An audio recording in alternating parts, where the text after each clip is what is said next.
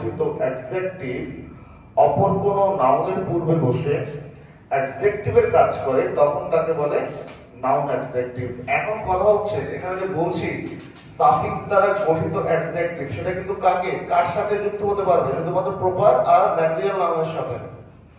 তখন তাকে বলে কি? Noun adjective. যেমন আমি যদি ধরি যে ব্যাংক ম্যানেজার, আমি কিন্তু কখনোই বলতেছি না ব্যাংকেস ম্যানেজার, আমি বলছি ব্যাংকেস ম্যানেজার বলছি, আমি বলছি ব্যাংক ম্যানেজার। তাহলে এই যে ম্যানেজার হচ্ছে নাউন, তার আগে বসে এই ব্যাংক হচ্ছে নাউন অ্যাডজেক্টিভ। এই ব্যাংক কিন্তু নরমালি একটা সেন্টেন্সে যদি ম্যানেজার আগে না বসতো, স্বাধীনভাবে যখন বসে, সে কিন্তু কি নাউনের কাজ করতেছে, তাই না?